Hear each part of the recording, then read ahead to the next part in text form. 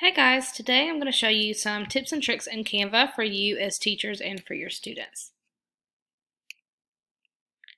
So throughout this video, you'll be able to understand more of the basics of Canva and how to make a digital choice board for your students, as well as show students how to create a presentation or digital poster in Canva. To begin, here's a cheat sheet on the basics of Canva presentation. There are some of the basic buttons you may want to use when creating a Canva presentation for your students. So when I want to create a presentation myself or have my students create a presentation, you'll go to your Homes page, and this is what it will look like for you when you make an account. As educators, we do get Canva for free, and we get all the capabilities and everything that others may have to pay for when you use your educational account, so that's super cool too.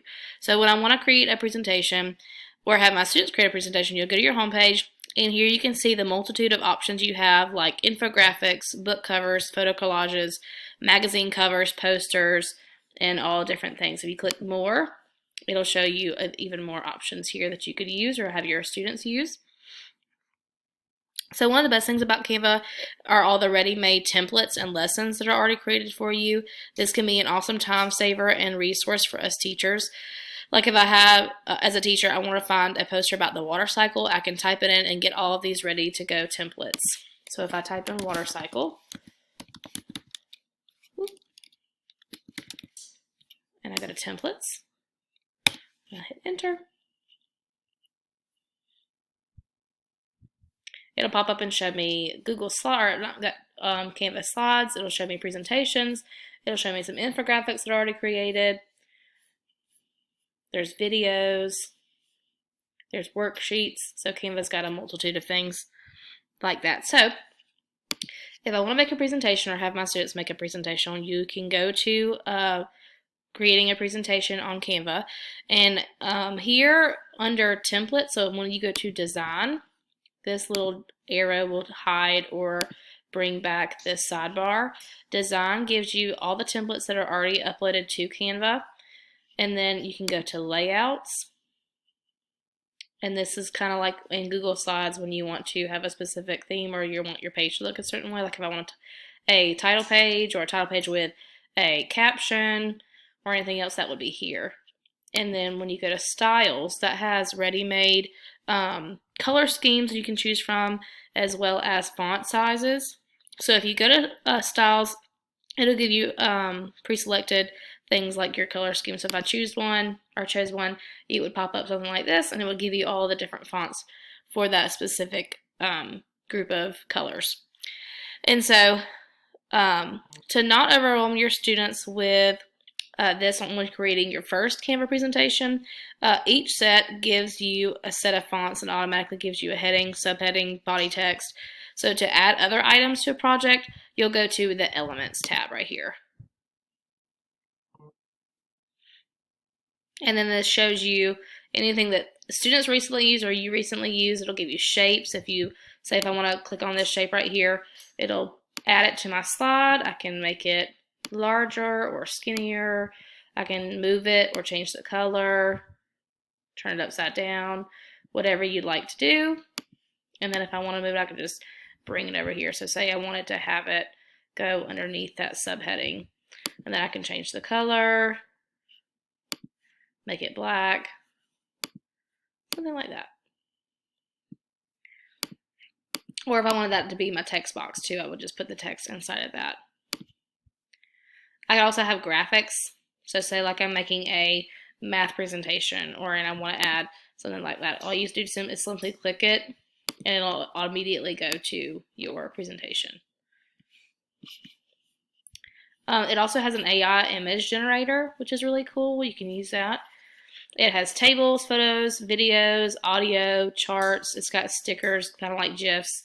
It has photo frames. So when I use a photo frame on a Google slide or an infographic or a digital poster, this photo frame, whenever you go to add an image, the image will go and fit inside that frame. So say I went to, let's see, uploads, and I wanted to post a picture. I would click on the one that I wanted.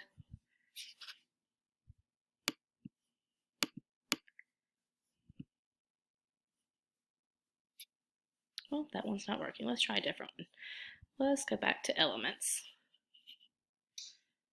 Not sure why that one's not loading. Let's just go to photos here. Here we go. And I wanted to throw that in there. Boom. And it just auto-populates to there. So that's the photo frames. Go to the text button on the left side of the screen. This is where you can add any other extra headings or subheadings or a body text box. Or you can click that add a text box. They also have other font combinations down here. And again, the ones that say EDU, you can use that if you were an education subscriber, which we do get for free with being an educator using that email account. So I can do the same thing I can do on Google Slides, or I keep wanting to say Google Slides, on Canva, that with a presentation as I can with anything else. So like if I want to make a digital poster, I can type in poster, and it's going to bring me up any templates that I want to use. So say I want my students to make a digital poster about Harriet Tubman. So if I say, okay, I want you to make an all about me poster about Harriet Tubman, I can go to that home page. I can type in all about me poster, and it will automatically give me any templates that are already in here. So it gives me all these choices. I can create a blank one, or I can have the kids use one that's here, then they would just delete the information as we go. So I chose this one here. And so what you could do is you could just change the information and use that same font, same format, put Harriet Tubman here. So here we have a photo frame, so I'm going to take out her image. I'm going to go to elements and then type in Harriet Tubman because I want an image of her. So I'm going to throw this one in here. I'm going to throw it into the little box, and there it goes. So all about me, I can have the kids put a description about her here. She worked as a conductor for the Underground Railroad.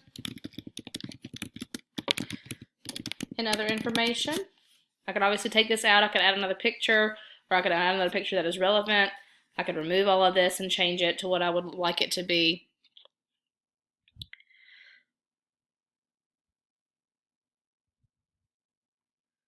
And the awesome thing with Canva too is if you can download your creations and actually get them printed and made if you wanted to. So if you made a poster for your class, you see this print with Canva button up at the top.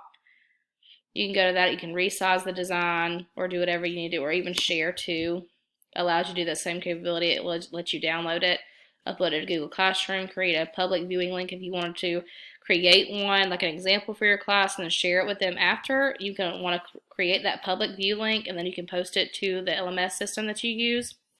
And speaking of LMS systems, Canva actually integrates with your LMS. So since our county is moving to Canvas next year, it does link with Canvas.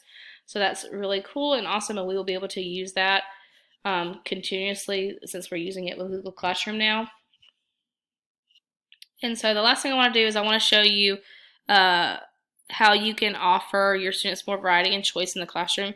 You could assign them a digital choice board to use. Another awesome thing about Canva is that you can, again, use a ready-made template. So if I wanted to use a digital choice board, and I've already Googled it, or I've already searched it up, so I'm just going to click on that. And so here we have some options that are already made. So this is a table that someone created, and they already have their stuff populated in there. And so what I did is I just took that same template and say I want to make a math choice board for my students. So I'm going to use the one that's already there, and I'm going to just put in the information that I want. So these are all separate boxes, and so I can click on them and put in what I would like to put in. So I've already done most of them, but say I want to have this be a digital choice board where my students are doing things on their computer as well, like videos or digital flashcards, play Prodigy, or do an iReady math lesson. If I wanted to include a link that I want my students to go to, so say I'm going to go to Generation Genius, I want them to watch this video about angles. I'm going to copy whatever link that I want my students to go to. I'm going to go back to my choice board. I'm going to highlight the text that I want it to be linked.